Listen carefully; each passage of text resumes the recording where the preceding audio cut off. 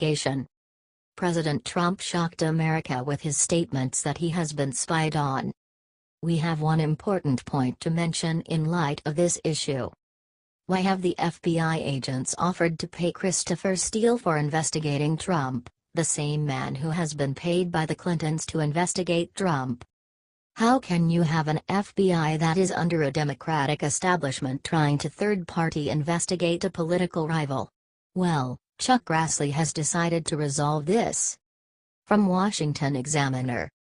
Senator Charles Grassley, chairman of the Senate Judiciary Committee, has sent a letter to FBI Director James Comey demanding the story behind the FBI's reported plan to pay the author of a lurid and unsubstantiated dossier on candidate Donald Trump. In particular, Grassley appears to be zeroing in on the FBI's Deputy Director, Andrew McCabe, indicating Senate investigators want to learn more about McCabe's role in a key aspect of the Trump-Russia affair. Grassley began his investigation after the Washington Post reported on February 28 that the FBI, a few weeks before the election, agreed to pay former British spy Christopher Steele to investigate Trump. Hillary's fans had basically paid Steele to investigate Donald Trump before the FBI started speaking with them. So this quickly raised some questions. Did there exist any contact between the Clinton and the FBI with regard to Steele? Eventually, the FBI did not pay Steele after media attention to the dossier.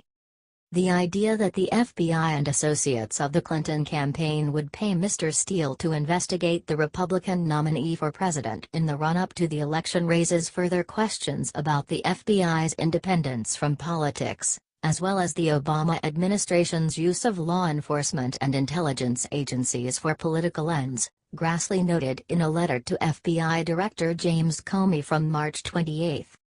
This raises a lot of other questions too. What do you think of this? Share your opinion.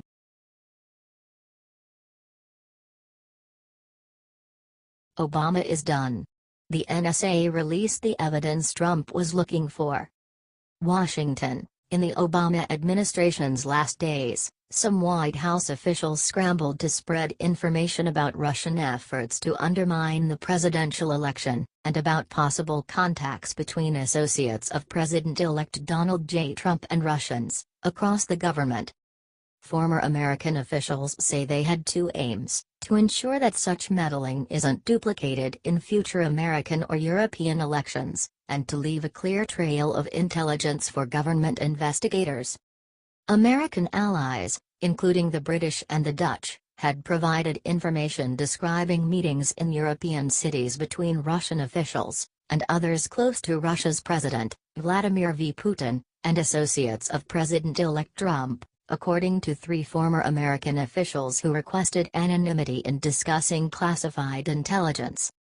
Separately, American intelligence agencies had intercepted communications of Russian officials, some of them within the Kremlin, discussing contacts with Trump associates.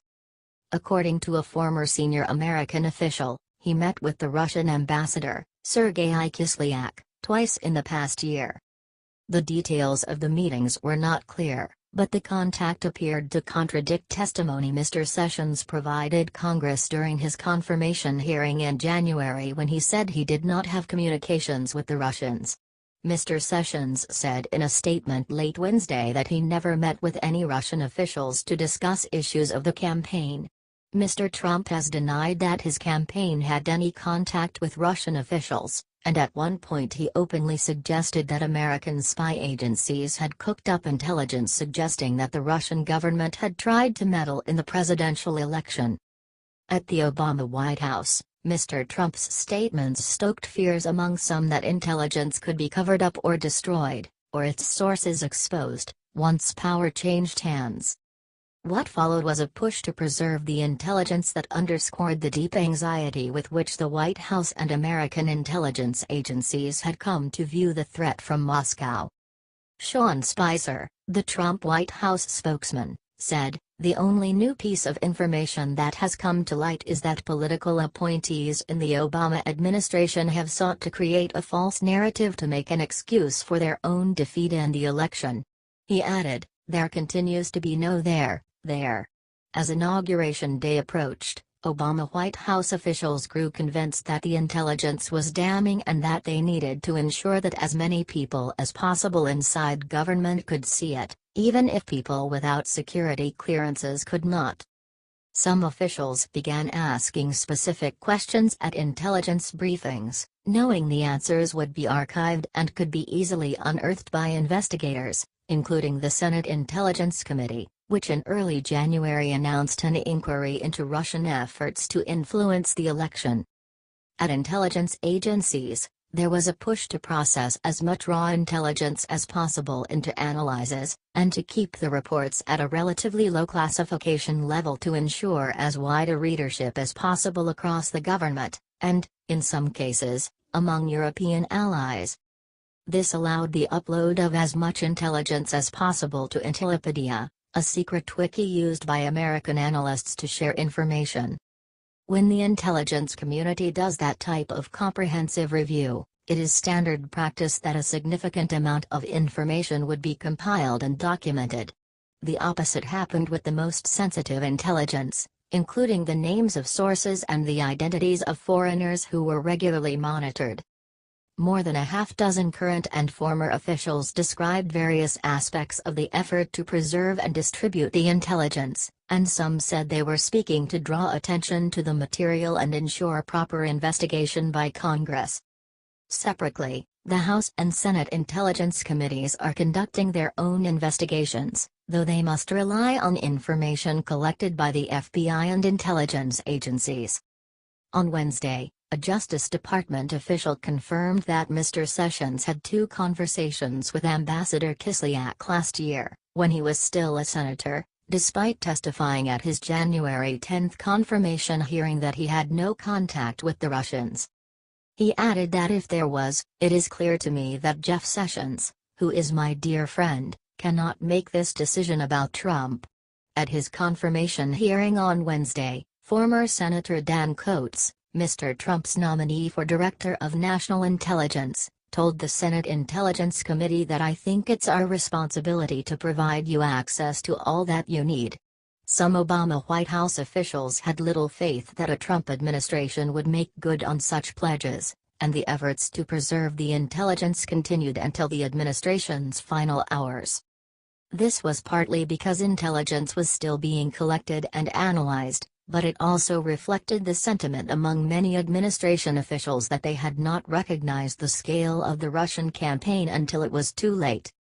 As WikiLeaks was pushing out emails stolen from the Democratic National Committee through online publication, American intelligence began picking up conversations in which Russian officials were discussing contacts with Trump associates, and European allies were starting to pass along information about people close to Mr. Trump meeting with Russians in the Netherlands, Britain and other countries.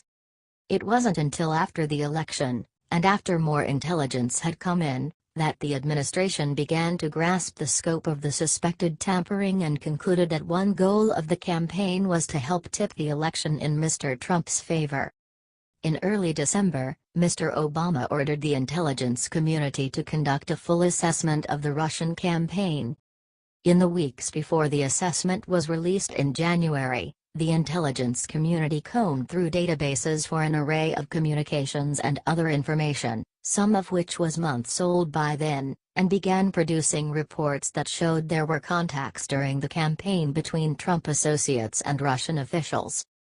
The New York Times, citing 4 current and former officials, reported last month that the American authorities had obtained information of repeated contacts between Mr. Trump's associates and senior Russian intelligence officials. Since the February 14 article appeared, more than a half-dozen officials have confirmed contacts of various kinds between Russians and Trump associates. The label intelligence official is not always cleanly applied in Russia, where ex-spies, oligarchs and government officials often report back to the intelligence services and elsewhere in the Kremlin. Stephen L. Hall, the former head of Russia operations at the CIA, said that Mr. Putin was surrounded by a cast of characters, and that it was fair to say that a good number of them come from an intelligence or security background. Once an intel guy, always an intel guy in Russia. The concerns about the contacts were cemented by a series of phone calls between Mr. Kislyak and Michael T. Flynn, who had been poised to become Mr. Trump's national security advisor. The calls began on December 29, shortly after Mr. Kislyak was summoned to the State Department and informed that, in retaliation for Russian election meddling, the United States was expelling 35 suspected Russian intelligence operatives and imposing other sanctions. A day later, Mr. Putin said his government would not retaliate, prompting a Twitter post from Mr. Trump praising the Russian president, and puzzling Obama White House officials. American intelligence agencies routinely wiretapped the phones of Russian diplomats, and transcripts of the calls showed that Mr. Flynn urged the Russians not to respond, saying relations would improve once Mr. Trump was in office, according to multiple current and former officials. American intelligence agencies made it clear in the declassified version of the intelligence assessment released in January that they believed Russia intended to use its attacks on the United States as a template for more meddling.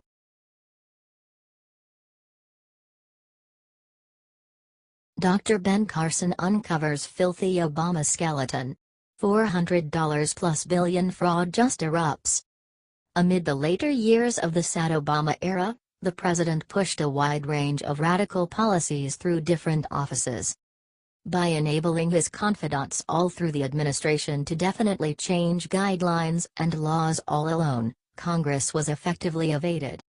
It's sufficiently terrible when our imbecilic government officials push poo down our throats. However, it's far more atrocious when unelected civil servants do it in mystery. That is quite recently the embodiment of corruption. One of the organizations most blameworthy of mystery mishandle is Housing and Urban Development. HUD has a terrifying measure of influence in forming our country's groups, and not just that, adequate open door exists for it to waste taxpayers' cash. What's more, they didn't recently waste your cash under President Obama, they tossed mammoth wads of it down the can. As announced at Yes I'm Right, as the new head of HUD, Dr. Ben Carson required a quick review to reveal any inefficiency and abuse. Shockingly, however regrettably, the Inspector General accountable for the survey discovered a large portion of $1 trillion in unaccounted stores. Clearly, HUD's books are so terribly dealt with that a full review couldn't be finished amid an underlying request. It's bad to the point this is looking less like inadequacy and more like by and large corruption and kickbacks. That, and there's a large portion of $1 trillion in errors, which would loan belief to the IG's decisions. At the point when Trump initially tapped Carson for the HUD position, the commonplace carnival of leftist jokesters turned out and bashed the decision, with Senate Minority Leader Chuck Schumer being a standout amongst the most basic. I have serious concerns about Dr. Carson's lack of expertise and experience in dealing with housing issues. Someone who is as anti-government as he is a strange fit for the housing secretary, to say least, Schumer said in a statement. That is entertaining. Where's his honest worry over the crazy measure of cash his quite qualified ancestor lost? Nancy Pelosi additionally mouthed off, saying Carson was a disconcerting and disturbingly unqualified choice. Yes, Wells, truly perturbing that Pelosi's excessively Botoxed confront is as yet invading Congress following quite a while of demonstrating she has the mental limit of a kid. Abandon it to the left to demonstrate zero worries over a large portion of $1 trillion bumble when one of their folks is in control. Carson is more than met all requirements for the employment, particularly if he should simply not lose billions of dollars because of poor bookkeeping. Possibly he'll really save American residents some money. Wouldn't that be a decent change of pace from the Democrats? What do you think about this? Do not hesitate and write your thoughts in the comment section below.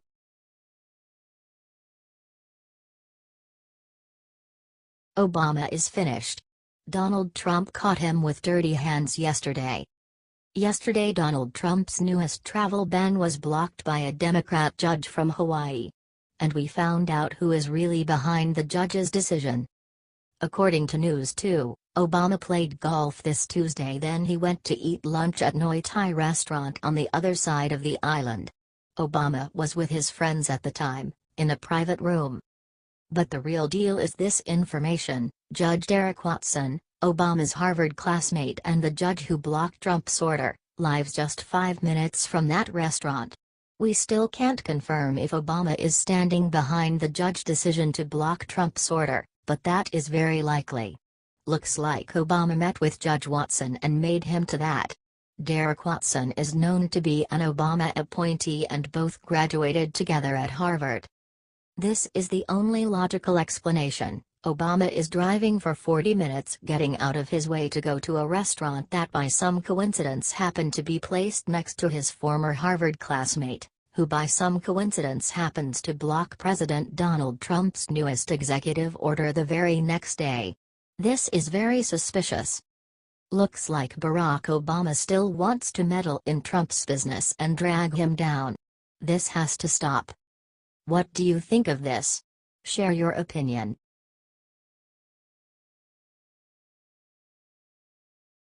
Obama scandal just erupts in federal court. He won't be able to avoid this gargantuan lawsuit. Judicial Watch has proceeded with its constant push to convey responsibility to the administration. In the course of recent years, and particularly with the expansion of Hillary Clinton to the Obama organization, there has been sufficient defilement to give all-day work to scores of attorneys and agents for quite a long time to come. It's a declaration to the quality of our republic that we have survived the misgovernment these individuals have exacted on us. We're very acquainted with the Obama White House's asserted keeping an eye on individuals from Donald Trump's campaign team and different adversaries of the Democratic Party. It has moved toward becoming an incredible bizarre.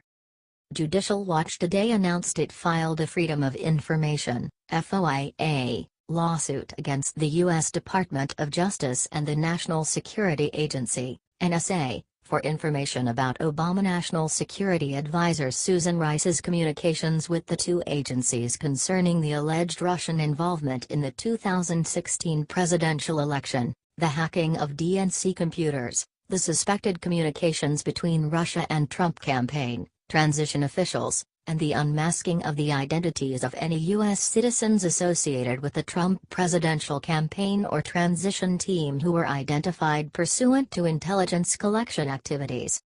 Be that as it may, now, justice won't be distant. Judicial Watch has formally sued to get the reports that would uncover the degree of the reconnaissance movement.